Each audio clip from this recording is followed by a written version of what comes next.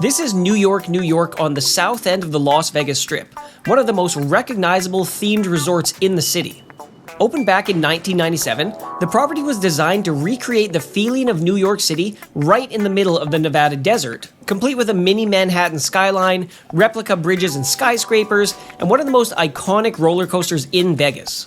In this video, we're going to take a full walk through the property, check out the casino, restaurants, attractions, and one of the hotel rooms to see what the New York, New York is really like in 2026. If you're arriving by taxi or Uber, this is the main entrance to New York, New York. Walking through these doors drops you right onto the casino floor, but if you're checking in, you'll want to head over to the left where you'll find the hotel registration area and self-check-in kiosks. The self-check-in makes the process really quick if you'd rather skip the front desk entirely. You can check in, verify your room, and print your room keys right here in just a few minutes. But if you prefer dealing with an actual person, the main registration desk is right beside the kiosks, which is also where you can try your luck asking for a room upgrade. We booked a standard double queen room with no upgrades or anything special, and honestly, we came away really impressed with it. One thing that immediately stood out was the Wi-Fi.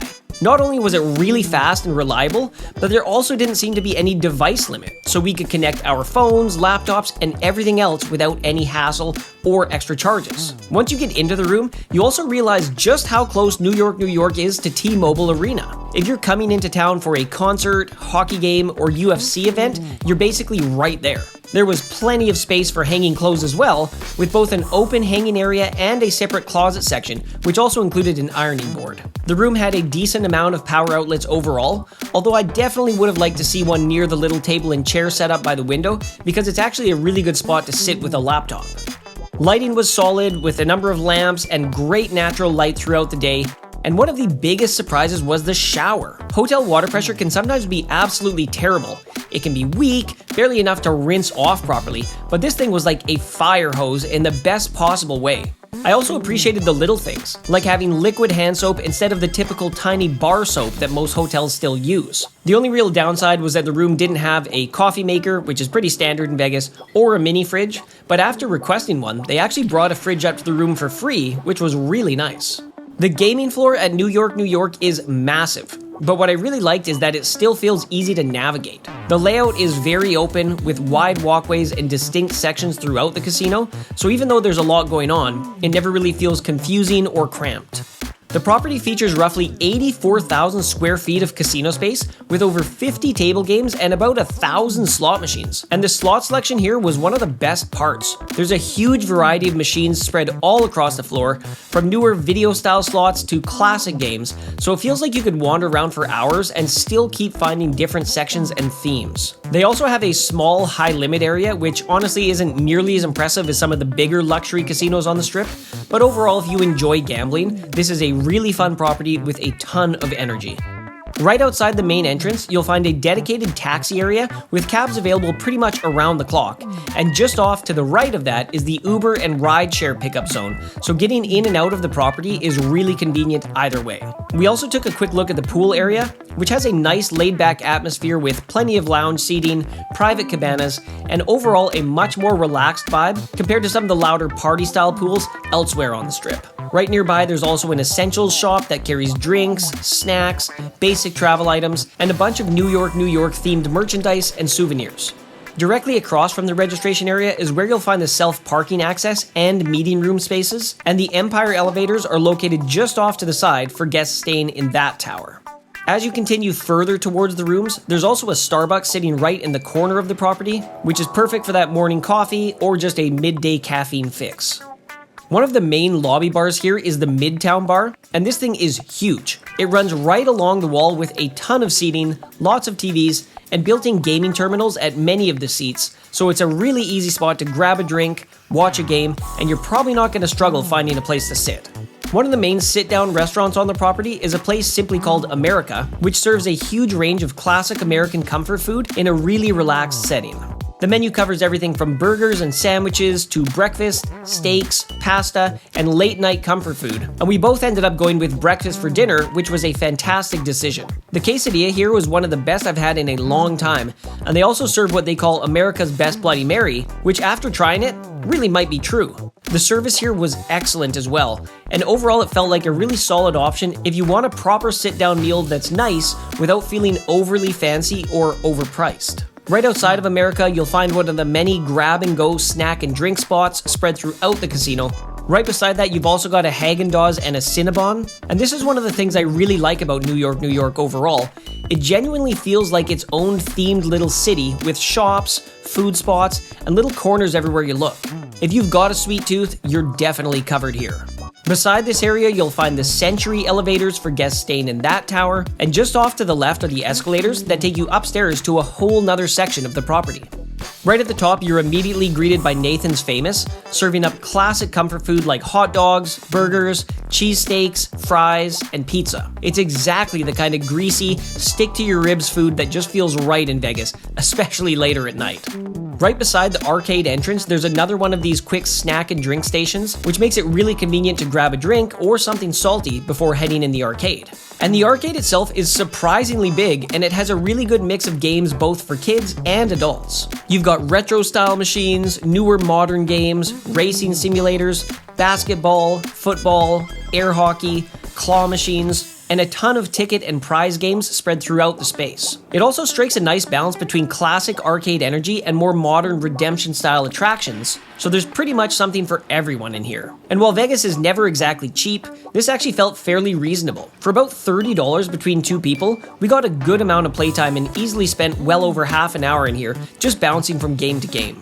Carrying on through the arcade brings you to the Big Apple Coaster, and this is one of those Vegas attractions that you really should try at least once, especially if you're staying at New York. Before boarding, they do require you to empty your pockets completely, but they have lockers right outside the entrance where you can store your stuff for a small fee, although if you're staying at the hotel, it's probably easier to just leave everything in your room first. The coaster itself is an absolute blast. It has everything you want from a proper roller coaster too. A huge opening drop, a loop, corkscrews, and a surprisingly intense layout that actually wraps around a huge portion of the property. At one point, you're flying out towards the parking area, and near the end, the track actually cuts right through the casino itself. It's easily one of the most fun attractions at the hotel. Right back on the casino floor, you'll find El Fornaio, which is one of the more upscale dining spots on the property. The menu focuses on traditional Italian dishes like homemade pasta, wood-fired pizza, grilled seafood, steaks, chops, and classic desserts, so it feels like a great spot if you want a more relaxed sit-down dinner away from the louder casino energy. Next up is the Times Square Bar, and this ended up being one of our favorite spots in the entire hotel. This place was an absolute blast. They've got live dueling pianos every night, and the whole show is built almost entirely around song requests from the crowd. So there's a really good chance you'll hear something you know and end up singing along with everybody else. The atmosphere here gets super lively once the night gets going too. People were singing, clapping, yelling out requests, and the performers were genuinely really entertaining. We actually came back here 2 nights in a row because it was so much fun the first time, and they also make a really solid martini, which definitely doesn't hurt. After leaving the Times Square Bar, we passed through Off-Broadway, which is one of the larger gift and convenience shops on the property, with a much bigger selection of snacks, drinks, travel items, and New York themed merchandise. Right beside it, you'll find Chin Chin, a long-running Asian restaurant and sushi bar serving Chinese dishes, noodles, rice bowls, sushi, and Pan-Asian specialties in a really modern setting.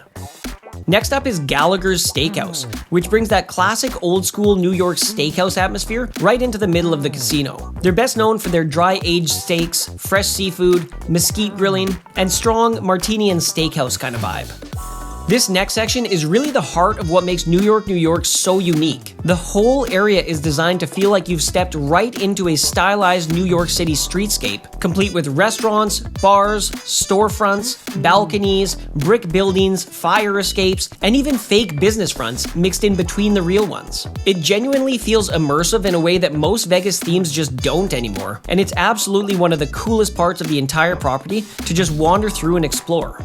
Right in the middle of this New York-style streetscape, you'll find Greenberg's Deli, serving classic deli-style food like stacked sandwiches, bagels, breakfast items, pastries, and coffee.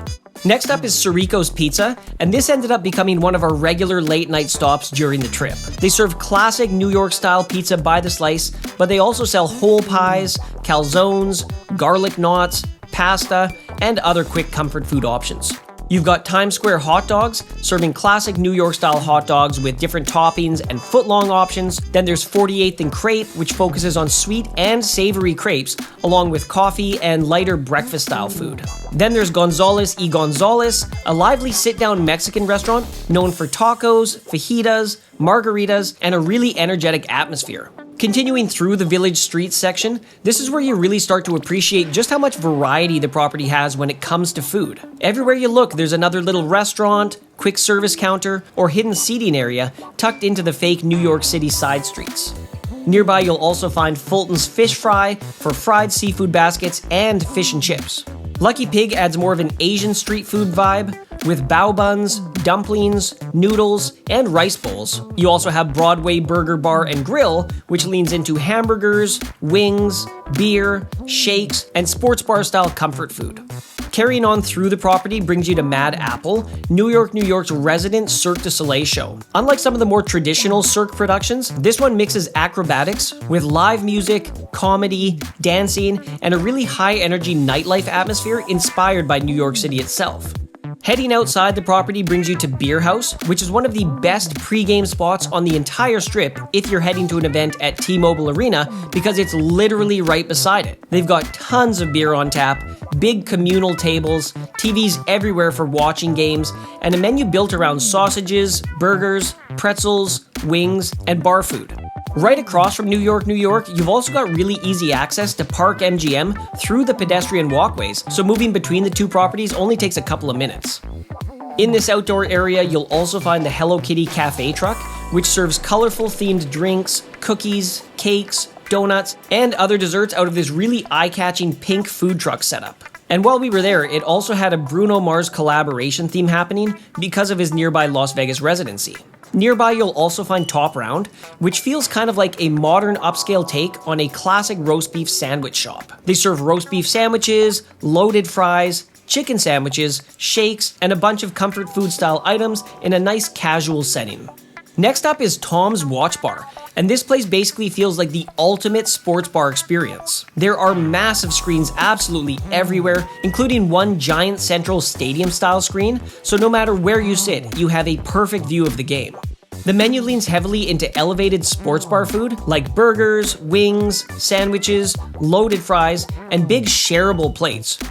If you enter New York directly from the strip side, one of the first things you'll notice is the property's replica Brooklyn Bridge stretching out front. And while we were here, they even had live music performing right outside, so you can end up stumbling onto a mini concert atmosphere right in the middle of the strip. As soon as you enter from the strip side, you come right into the BetMGM Sportsbook area. It definitely has everything you need to watch the games, with tons of screens throughout the space and a massive ticker running all the scores and betting information overhead. That said, compared to some of the newer sportsbook in Vegas, this one definitely feels a little more dated. But still, if you just want to grab a seat and catch the game while staying at the hotel, it absolutely gets the job done. Nearby, you'll find the main New York gift shop, and this is definitely the best place on the property for souvenirs. It's the largest shop they have and carries all kinds of branded New York merchandise and pretty much every classic Vegas souvenir you can think of if you want something to remember the trip by. Further along, you come across a large Starbucks location that looked really nice, although it wasn't open yet while we were there, so it may still be in the process of opening. And right beside that was also a new Swatch store getting ready to open as well, which is pretty cool considering all the attention around the recent Swatch and Audemars Piguet collaborations. And a really cool surprise here was Nectar Life. This place sells handmade soaps, bath products, and skincare items, but they're designed with so much color and detail that they almost look like desserts or little art pieces. Next up is 9 Fine Irishmen, and this ended up being one of our favorite meals on the property. The whole place is designed like a traditional Irish pub, with imported woodwork and decor brought over from Ireland, and it has a really lively atmosphere, especially later in the evening. The menu focuses on hearty Irish comfort food like shepherd's pie, fish and chips, bangers and mash, Irish stew, burgers, and massive appetizers, and the portion sizes here were genuinely huge. The onion rings were unbelievable. Super crispy and almost puffed up like fried pastry. And the shepherd's pie had one of those presentations where you almost don't want to touch it because it looks so good. And of course, if you're eating here, getting a Guinness just feels mandatory. Just to the left of Hershey's Chocolate World, you'll find the Chocolate Bar, which is their candy-inspired cocktail lounge. This isn't just basic chocolate martinis either. They've got a whole menu of specialty drinks inspired by different Hershey's candies and flavors. We tried the Reese's Peanut Butter Cup Martini along with the Chocolate Coconut Martini, and both were fantastic. The drinks come with Hershey's chocolate drizzled around the inside of the glass, a matching candy on the side, and they really lean hard into that over-the-top Vegas dessert cocktail style. Then heading into Hershey's Chocolate World itself, the entire place is basically wall-to-wall candy, desserts, themed merchandise, and giant displays. Right at the entrance, there's even a massive Statue of Liberty made entirely out of chocolate, which weighs roughly 800 pounds. Further inside, you'll find everything from custom candy bars and bulk chocolate stations to giant cookies, milkshakes, and all kinds of Hershey's-themed souvenirs. The last thing we came across on the casino floor was a small collection of retail shops, including a dedicated Harley-Davidson store. If you're into motorcycles or biker culture, this is definitely worth checking out, and they even have a couple of really badass Harley bikes displayed right inside the shop. If you head upstairs on the opposite side of the casino, you'll come to another food court area with even more quick dining options and souvenir shops. Up here you'll find places like Auntie Anne's Pretzels, Wing Zone, New York Pizzeria, and Capriotti's serving cheesesteaks, burgers, sandwiches, if you just want to grab something casual on the go. Next up is Pour 24, and this is definitely the place to stop if you're a beer fan. As the name suggests, they feature 24 different beers on tap, ranging from lighter options like Michelob Ultra, all the way up to heavier craft beers and IPAs. The beer here was served ice cold, the selection was huge, and it's a great spot if you want more variety in your beer than the standard casino bar has. Right nearby, you'll also find Coyote Ugly Saloon, which brings the same high-energy party atmosphere as the movie, with loud music, dancing bartenders, and a very rowdy Vegas nightlife vibe. As you head towards the exit of the property, you come to another quick-service food area. There's a gelato stand, another Auntie Anne's Pretzels, and a Nathan's Famous serving hot dogs, cheesesteaks. You'll also find the New York Cookie Bar with giant cookies and desserts, along with the last custard stand, so this whole section is a dangerous area if you're craving snacks or sweets late at night. If you continue out through this exit, you come directly onto the pedestrian walkways connecting the nearby resorts. From here, it's an easy walk over to Excalibur Hotel and Casino, and from there you can continue further down towards Mandalay Bay Resort and Casino, so the property is really well connected to the south end of the Strip. To really appreciate the scale of New York, you almost need to see the casino floor from a few different angles. The place is huge, while still somehow feeling easy to navigate. We also came across the Center Bar, which continues that classic New York-style atmosphere with an energetic casino bar vibe right in the middle of all the action. New York ended up being one of the most fun and surprisingly well-rounded properties that we've stayed at in Vegas. Between the huge casino floor, all the different restaurants and bars, the immersive New York-style streets, there's just a lot to do here beyond simply gambling, although that's a lot of fun as well. The property is very unique and has a ton of personality, and it manages to feel energetic without being overwhelming. Whether you're staying here or just stopping in to explore for a few hours, New York is absolutely worth checking out while you're in Vegas.